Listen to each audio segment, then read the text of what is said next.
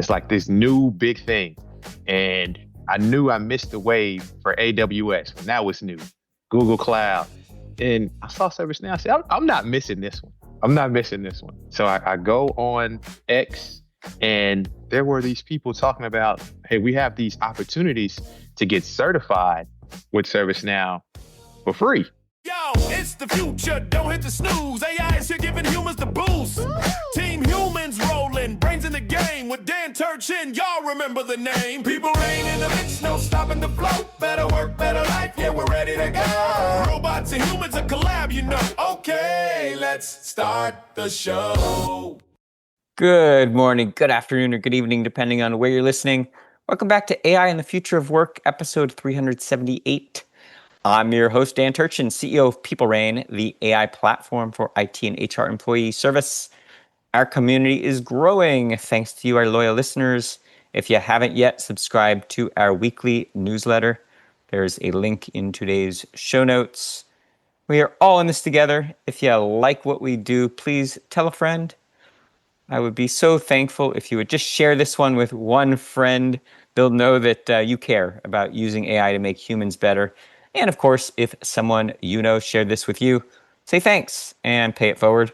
If you leave a comment, I may share it in an upcoming episode, like this one from Brent in Abilene, Texas, who is getting his PhD in material science. Brent's favorite episode is the one with Jonathan Siddharth, CEO of Turing, the AI data labeling company, on unleashing human potential with AI. We'll, of course, share a link to that one in the show notes. We learn from AI Thought Leaders Weekly. And the added bonus, you get one AI fun fact. Here it is for today. Kaship Kompella writes in Tech Target about how organizations can reskill and upskill employees in AI. He offers the following 12 steps to follow for those employers interested in reskilling. 1, start with a skills audit. 2, develop a skilling roadmap. 3, redesign roles and update job descriptions. 4, unlearn before learning. 5, offer tailored and relevant training. 6, use AI platforms to accelerate learning. 7, upskill HR and enlist the C-suite. 8, nurture change management skills. 9, create a culture that values learning. 10, think like a university. 11, use multiple tools. 12, train your ecosystem, not just your employees. There's a lot more to that article. I'll share the full link. And I paused on number 10, think like a university, because that's very relevant to today's conversation. My commentary on this is a good practical list of how tactics. What's more important is creating a culture that embraces why first. Great former guests like Gary Bowles, author of The Next Rules of Work, and Dr. John Boudreau, author of Work Without Jobs, have shared perspectives on how work is changing, not just jobs. Consider a new economy where skills, not careers, are the unit of value creation. Consider ad hoc teams comprised of domain experts that come together in short sprints to deliver targeted outputs. Now is the time when we should all be reimagining the concept of work. It should be based on the premise that work should be a source of meaning and purpose. While AI is destabilizing for many in the workforce, it also creates an important opportunity to question our personal why. Now, shifting to this week's relevant and unique conversation. RiseUp is an amazing program pioneered by my friends at ServiceNow to provide access to technology and career opportunities to those interested in upskilling and reskilling. We talk a lot on this podcast about the changing workplace and what it means to be on the right side of innovation. RiseUp was designed to celebrate the ambitions of those specifically early career entrants into the workplace who are interested in investing in future-proof careers. I asked Karen Pavlin, ServiceNow exec who leads the RiseUp program, what we can do on this podcast to celebrate the program, her amazing work, as an example of what happens when we give ambitious learners the opportunity to partner with AI. Karen recommended we meet one of the program's superstar graduates. And without further ado, it is really my pleasure to introduce you to Kourtney Cross, RiseUp graduate and Leidos business analyst who holds a BBA in accounting from Stephen F. Austin State University in Nacogdoches, Texas. Go Lumberjacks. And without further ado, Kourtney, you know I've been really looking forward to this one. Just pleasure to have you on the podcast. let's get started by having you share a little bit more about your backstory and how you got to where you are. Thank you. And thanks, Dan, for having me. It's been a wonderful opportunity here. I would say started my Leidos journey, started with RiseUp. I didn't know much about ServiceNow before joining the RiseUp program. Once getting into RiseUp, I believe I had a TA by the name of Mary. She was wonderful. She showed us everything about ServiceNow, pretty much what it does, ITSM, some CSM work, learning to get our CSA. And after that, I was just so intrigued. I was able to get those certifications and I went on and I was able to land a role here at Leidos. And I'd love to go deeper in as we go deeper within our conversation. I'll go ahead and give more details on that journey. I hope so. We're going to tease them out of you. So I want to get to know Kourtney. I know you as the RiseUp, star graduate, but Mhm. I haven't had an opportunity to get to know Kourtney the human. Who is Kourtney? Talk to us a little about through kind of your upbringing and what made you who you are today. Okay, well, just for starters, I'm from Louisiana, a small town there. We relocated to Houston, I would say a year before the big storm of Hurricane Katrina happened. So we was able to miss that, thank God. And one thing about me, I would say I've always been an ambitious young man.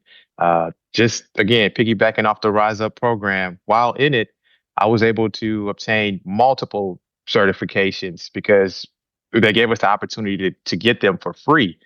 And they were $400 if we didn't use it within the Rise Up program. So just being ambitious, taking advantage of opportunities, and a person that just brings value and also looking to help others as well. So that's pretty much a little bit about me in a nutshell. The kid growing up in Louisiana, if you could go back and have a conversation, the mature, Leidos business analyst today, have a conversation with that kid in Louisiana, what advice would you have given to that kid about, how to pursue your ambition? One thing that I would definitely say is to remain resilient.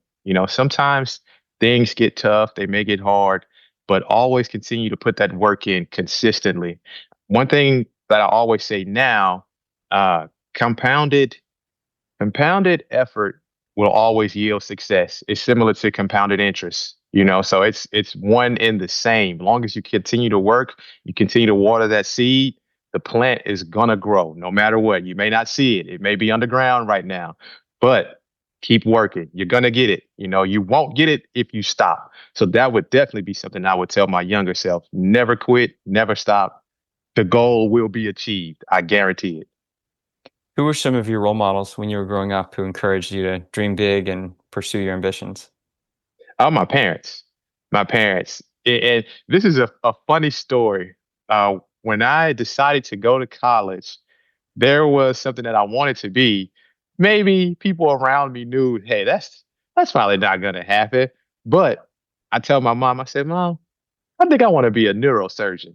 And she believed in me. She believed in me. She never shot me down ever. She believed in me more than I believed in myself. So for that, yes, most definitely. She's always been my biggest fan. So that's definitely my role model. She always made sure that I dreamed big. And that's why I'm here right now, never giving up. And that was instilled in me. Everyone needs a role model like that who believes in your true power, right? You unleashed can create unlimitless or limitless value in the world. So you didn't become a neurosurgeon, but I assume that's your next career chapter, right? Now you're at Leidos. Next, you going to go back to med school? Possibly, right? Even with AI, I don't know how AI is really impacting the medical field as far as surgery and OR and operating rooms go. I can see it making its way. So you studied accounting. What made you ultimately choose accounting? Honestly, the first accounting test I ever had at Stephen F. Austin, I made 100. So I aced the test, and I'm like, okay, accounting's for me. Some people say they hate numbers, they hate mathematics, but for me, it just always came easy. Now, I didn't like doing it, but it was just natural. It's like, okay, if I do this formula correctly, I'll always get the right answer. Long as I'm inputting the formula correctly, my books are balanced. So that was my main interest. I had to take accounting as an undergrad, and it was so boring because I had no way to apply it. Um, in the world of business, it turns out it's one of the most practical courses I ever took. Being able to read financials and, understand, how to assess a business is incredibly valuable. How have you um, used your accounting degree as, you kind of pivoted through RiseUp, et cetera? What do you think about when you think back to what you learned as an undergrad? When I think back to what I learned as an undergrad, today I pretty much don't use any accounting work at all, at all. But what I do use is, the method of thinking through an issue or thinking through a problem and just coming up with a formula to get from X, Y to Z, So it's pretty much no different. So that's pretty much what I use now within my daily work. So using accounting, the numbers and bank reconciliations and financials, not too much, but I still use those same what's the word? Not terminologies, but same acts pretty to get from one point to another. So, Kourtney, you represent this very important generation that everyone in academia and who's thinking about the future of work is trying to get in your head and trying to figure out. I mentioned, like, in the fun fact, AI is a very destabilizing force for a lot of early career employees like yourself. But there are also amazing opportunities that AI creates, and you've chosen very intentionally to pursue a path like that. What do you hear when you're talking to your friends, your colleagues, maybe your college friends, about how they think about AI impacting their careers? It can go to either way, left or right, depending on who you speak to. Some people love AI and they love to leverage AI. Some people feel threatened by it, saying, "Hey, AI can take my job, or my job is going to be obsolete because AI can do it." But what I would say to that is you would have to learn how to leverage AI, how use AI to make your job easier and make your life better, so make your work life balance better. What I mean by that, so just for an example, in my work life, I use AI pretty much every day. So for me, I'm a business analyst. I write stories, I gather requirements from customers. So as I write those requirements down, I may use AI to help me write the story of how we're going to deliver these requirements to our customer. It can tighten it up. Maybe I missed something during that recording of our session, and it can help. So just leverage it. Always leverage it. Never have the mindset that, hey, it can take my job, even though that may be true. But again, always find the light in the situation and use it to your advantage instead of always looking at it in a way of, oh, I'm going to be done with this job. Or no, just find a better way because it can help. It always can help. For those who aren't familiar with Leidos, big defense contractor, great employer. Maybe say a little bit more about, are you in your day job? Would you say, are you running to AI or is it running to you? Like, is Leidos providing the tools and forcing you to use it, or are you proactively going to AI because you feel like it'll make you a better analyst? I'm proactively going to AI because I feel like it'll make me a better analyst. Also, right now within our company, it's encouraged to use AI, so that was one thing that we went over at our last town hall. The CEO of our company encouraged everyone to make sure you use AI, leverage it. It's something that we're going to be handing down to all of our employees. So the more I'm comfortable with using it, the better my skill level is going to be once we do have something company wide that we all can use. And right now we have a bot within Microsoft Teams, but it's something that we're still tweaking, implementing, and just figuring that out. But as far as me, I'm leveraging it right now. So once it's available to everyone, I'll make sure I'm ahead of the curve and I know how to use it. So Kourtney is obviously a very responsible corporate citizen, and you're going to use it the way it was intended. Does the CEO of Leidos also, or anyone at Leidos, provide guidance about some of the guardrails or the boundaries or how you shouldn't be using AI at work? Not yet. Not yet. Now, there are certain requirements that we gather that I can't put into AI because some of these details are given to me and I have a security clearance. So there aren't Yeah. things that I can put into the internet because that could fall back on me, right? So if it's to that level, depending on that customer, I won't put it in AI. So now that isn't something that they've said to us, but it's just something that I know already. Now, when you go home and you're a consumer and you're using, whatever personal productivity tools, whatever, email, shopping for stuff, do you find that your use of AI is different? Are you a more sophisticated user of AI outside work or at work? Honestly, probably both. I use AI in my daily life as well.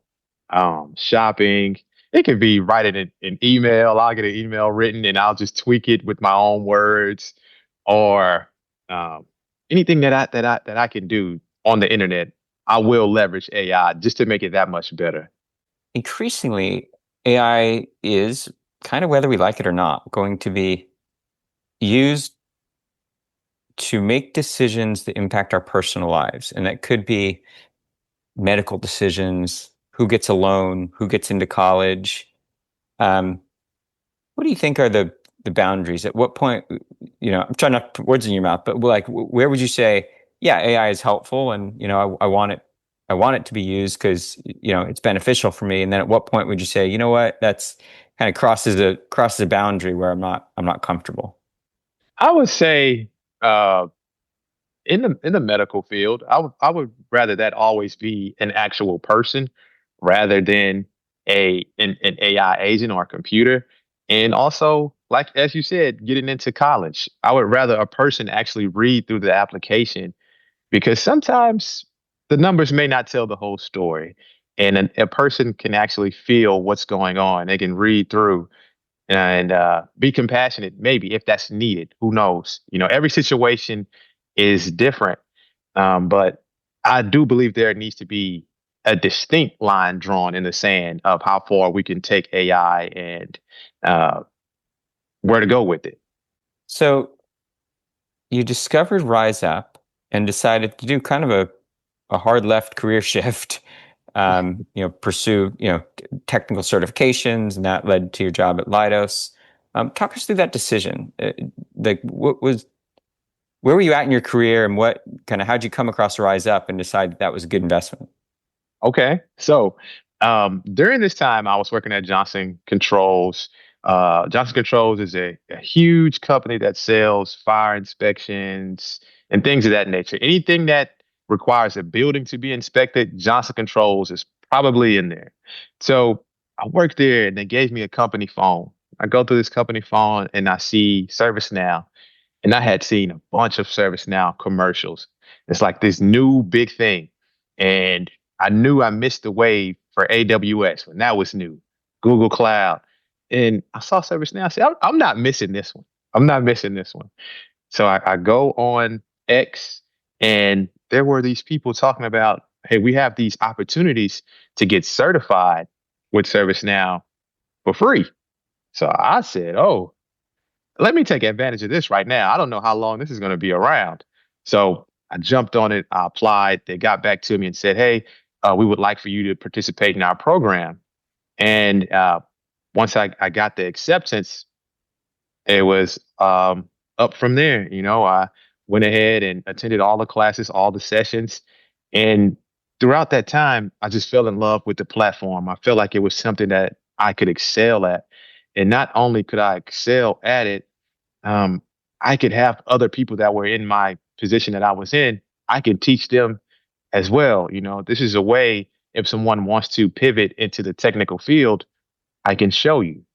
So that was a big reason for me on why I chose to do this, and I'm just so grateful that everything worked out the way that it did.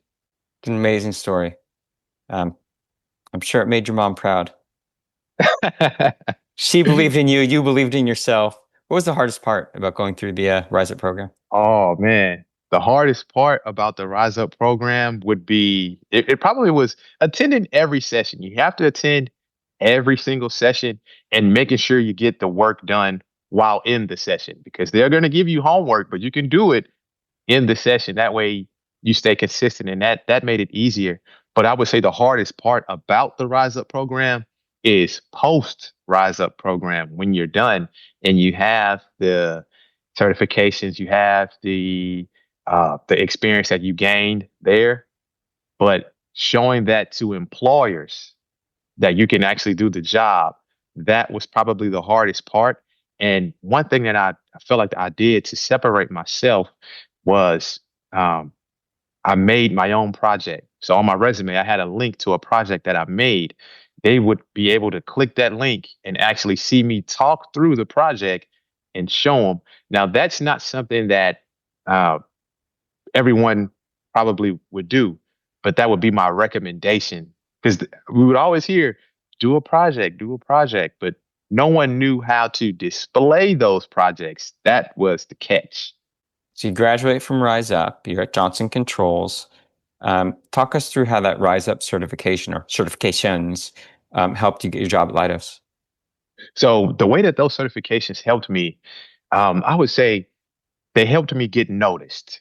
The certifications, when you don't have as much experience, you can't really leverage those too much because employers are looking for experience. They want to see, can you do it? The certifications just show to majority of people, hey, you can study for a test, you can pass. That's what they're going to say. That's what I got that a lot. The certifications did me well. They got me noticed. And also I was able to leverage those within, negotiations when it came to time to talk about salary, the things that I wanted. I knew those certifications would separate me from another person that had my level of experience, but they did not have the certifications. And also, companies actually get paid depending on how many certifications their team has. So I knew that as well, so they helped out tremendously in the job hunt. Kourtney said something I want to sit with for a second. He just told us, learn how to leverage AI. Use it to make your job easier and your life better. Simple, honest, and completely right. But the follow-up question I always get from listeners is, how do I do that responsibly? How do I use AI without putting my team, my data, or my customers at risk? That's exactly what we built the AI at Work Level 1 Leader certification to answer. It's free, takes a few hours, and gives you a concrete framework for responsible human-first AI use. People who complete it receive a level 1 certification they can share publicly on LinkedIn. The link is in the show notes. Take a look after the episode. Now you did the hard work. You graduated from RiseUp. It got you a job. It must make you feel really empowered. Like you can do hard things. Like, do you think about, you said, starting with the ambitious kid in Louisiana, like what's next that maybe is something that you don't think you would have thought you could do, but now maybe, sky's the limit for Kourtney. Oh, I definitely have a next step, and it's funny that you said that as far as knowing that I could do hard things, because that's how I look at a lot of things now. Now that I've went through that Rise Up program and actually made it to the other side to obtain a great career within the platform that I chose, my next pivot would be to buy a business. I would like to buy a business or buy businesses, so I see that as something being very difficult, but I've already proven to myself I can do it, So if I implement the right strategy, do the studying, it's going to happen. As we said, continue to put the work in. Compounded work will always yield success, no matter what. In anything you do. You got a little sparkle in your eye when you said that. I know it sounds like a real passion. So when Kourtney and Dan are back here, we're hanging out and we're talking about all the success you've had since this episode. Talk me through a year or two, 5 years out, whatever it is. But what kind of business are you running, and what are the Kourtney accomplishments that we're celebrating? 5 years, I would say. Of course, I would probably my first business that I'm looking to buy. I can't really exactly put my finger on it. Of course, the easy one would be a laundromat here in Houston. Tons of them, or an HVAC company because it's hot here. Have you been to Houston? I was there last week, of all things. I'm based in California, but I was there for a CIO event, and it was 80 degrees. Exactly. So you understand, right? We're taping this in November, by the way, for listeners. And yeah, 80 degrees. It was like a Yeah. sauna. Imagine if it was June, it would be 110, 20. Smart man. Smart You man. That's know, how entrepreneurs think. You got to scratch so that itch. that's that. In 5 years, when we revisit, that's where I'll be. That's where I'll be. You know, and of course, I'll also want to impact others and give them the same value within the ServiceNow or tech space. If that's what they choose to do, just give them a roadmap of, hey, here's how I done it, and here's how you can do it too. If this is what you decide to do, you don't have to do exactly how I done it. Get in the certifications, and it was a lot of work. It has to be somebody that's committed to joining, or breaking into tech, as they would say. You have to be committed to it because it's not a overnight thing. It's every day. It's hard indeed, but I think you've proven that do the hard things in part because they're hard. And when you do them, you feel proud of yourself. And when you feel proud of yourself and you change the world for other people, it's really an inspiration. And that's the motivation that you need to do more hard things. Yes, of course.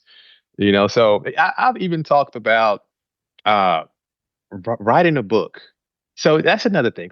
Within, I would say 1 year. We're not even going to do five for that one. 1 year. It's going to be a book that I'm going to release to those who are interested in, being within the tech space.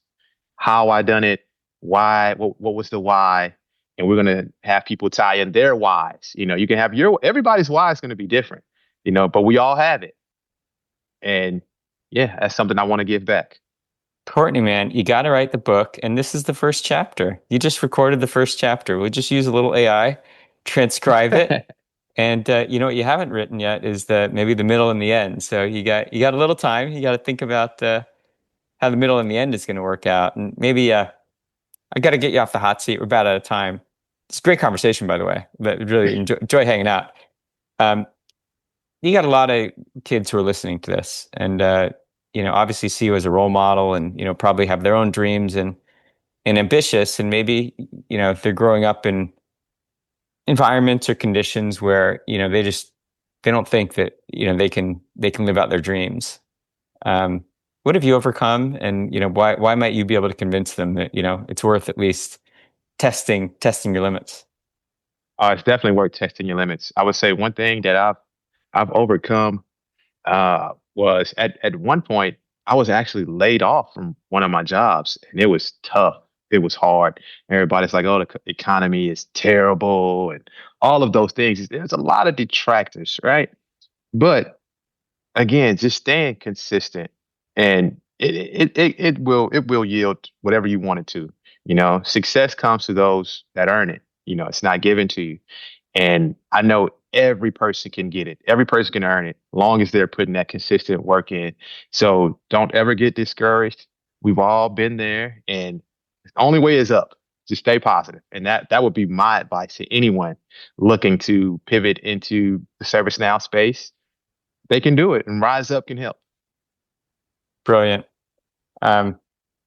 Maybe a final message to everyone who's going through RiseUp, maybe struggling through it. They're not sure they can get through the program. Tell them why it's worth it and why they should persevere. So if you're going through RiseUp right now, or if you graduated from RiseUp, as we stated earlier, post RiseUp can be very challenging, and you may feel like, oh, all this was done for nothing. I guarantee it was not. You did not go through all that for nothing. You didn't study for nothing. You didn't get those certifications for nothing. You got it because you knew you wanted to pivot into ServiceNow and get a new career for you, or maybe for your family, your kids, or for whomever, whatever your why may be. You did it for a reason, and you're going to accomplish it. So stay consistent. It may take a year. It may take a year and a half. You have to have patience as well. Patience and resilience and consistency. You're going to win. And that would be my final message to anybody. Kourtney, that was brilliant. All right. Just a pleasure having you on the podcast, getting to know you. Keep inspiring others. Keep doing what you do. And we're going to have a conversation when when you're a mogul and you've got a whole chain of HVAC businesses that you're building out, and you're keeping the population of Houston cool in the summer or the fall, as the case may be. But I look forward to hearing more about your success, and just all the best of luck to you. Thanks, Dan. We'll talk again, guaranteed. Brilliant. Well, that's the great Kourtney Cross, superstar alum of RiseUp, and of course, thanks to Karen Pavlin and the whole team at ServiceNow for producing the RiseUp program and truly changing the world. It is so foundational to all the discussions we have about AI and the future of work. But that is all the time we have for this week on AI and the future of work. As always, I'm your host, Dan Turchin from PeopleRain. And of course, we're back next week with another fascinating guest. Yo, it's the end of the show, time to power it down. AI's the sis, but humans wear the crown. Team Human in the house, got the vibe so clever. Dan Turchin from PeopleRain, making us better. We learned about AI for humans. We're ready to conquer the future, that's all for now. See you next time.